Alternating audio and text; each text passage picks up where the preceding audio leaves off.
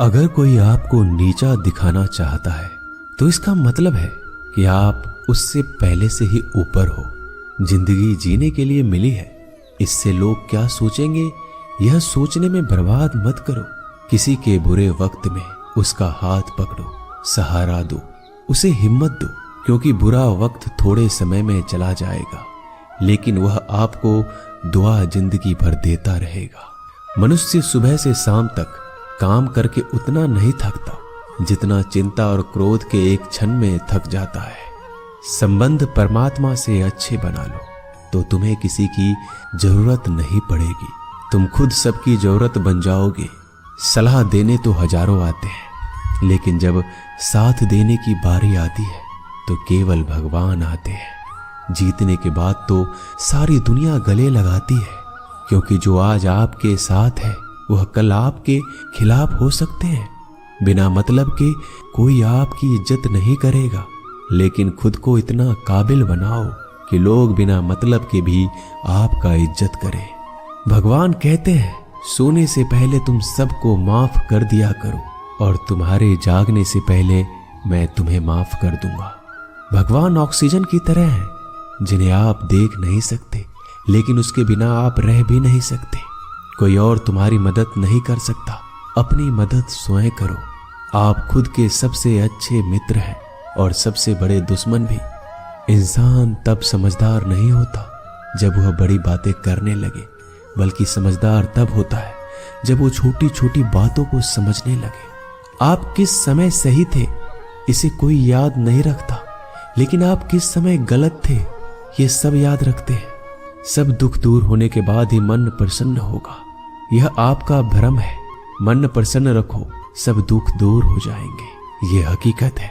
किसी भी व्यक्ति की कोई भी बात बुरी लगे तो दो तरह से सोचो। यदि व्यक्ति महत्वपूर्ण है तो भूल जाओ और बात महत्वपूर्ण है तो व्यक्ति को भूल जाओ। रिश्तों का संबंध सिर्फ रक्त से नहीं होता, जो मुसीबत में हाथ थाम ले उससे बड़ा कोई रिश्ता नहीं होता। भगवान कहते हैं तुम सब कुछ मुझे सौंप दो, सारा दर्द परेशानी, और बिल्कुल हल्के होकर मुझे याद करो। धीरे धीरे तुम्हारा जीवन बदल जाएगा। हर रोज रात को सोने से पहले भगवान को अपनी पूरी दिनचर्या बता के सोएं।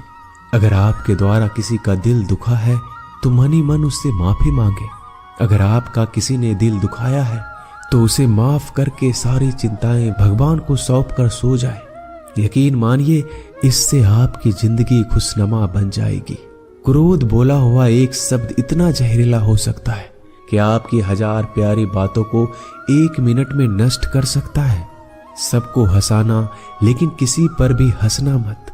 सबके दुख बांटना लेकिन किसी को दुखी मत करना। सबकी राह में दीप जलाना लेकिन किसी का दिल जलाना मत। यही जीवन की रीत है, जैसा बोओगे वैसा ही पाओगे। दुआएं और प्रार्थनाएं असंभव को भी संभव बना देती है। ईश्वर को ना हमारे तन की जरूरत है ना धन की, उसको तो बस पवित्र मन की जरूरत है।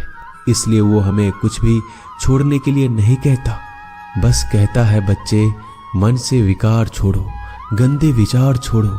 जो आने वाला है वो हमेशा गुजरे हुए कल से बेहतर होगा। यही एक सोच आपके जीवन में कभी निराशा नहीं होने देगी। झूठ कितना अजीब है, खुद बोलो तो अच्छा लगता है, दूसरे बोले तो गुस्सा आता है। खुशियां चाहे किसी के साथ भी बांट लो, पर गम हमेशा भरोसेमंद इंसान के साथ ही बांटना चाहिए। जीवन में समय चाहे जैसा हो, परिवार के साथ रहो तो सुख बढ़ जाता है, दुख हो तो बढ़ जाता है। सच्चा मित्र वही है जो उस समय में भी आपके साथ खड़ा हो जब सारी दुनिया आपके खिलाफ हो।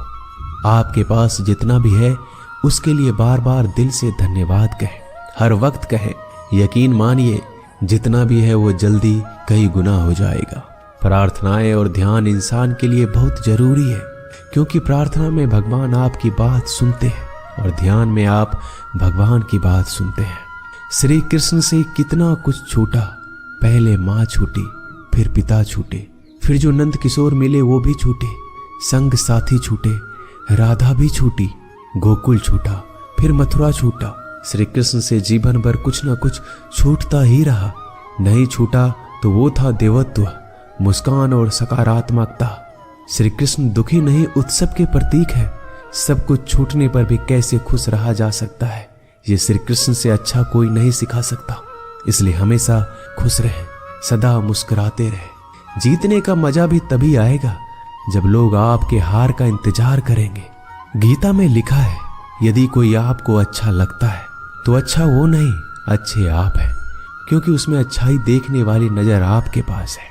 अपनी पीड़ा के लिए संसार को दोष मत दो, अपने मन को समझाओ। तुम्हारे मन का परिवर्तन ही तुम्हारे दुखों का अंत है।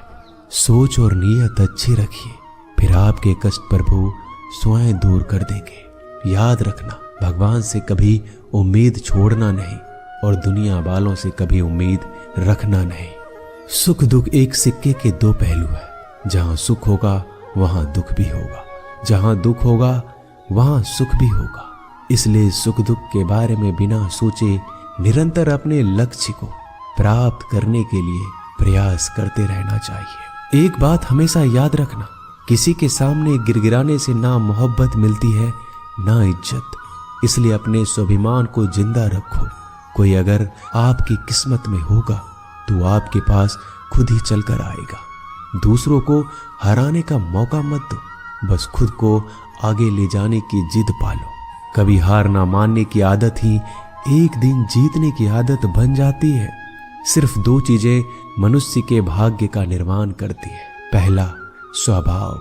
अगर आपके स्वभाव में अच्छाई, विनम्रता और गुण है तो आपका भाग्य चमकेगा। अगर आपका स्वभाव क्रोधी है, आलसी है, तो आपका भाग्य बिगड़ना अनिवार्य है। इसलिए अपने स्वभाव को मधुर और आकर्षित बनाइए।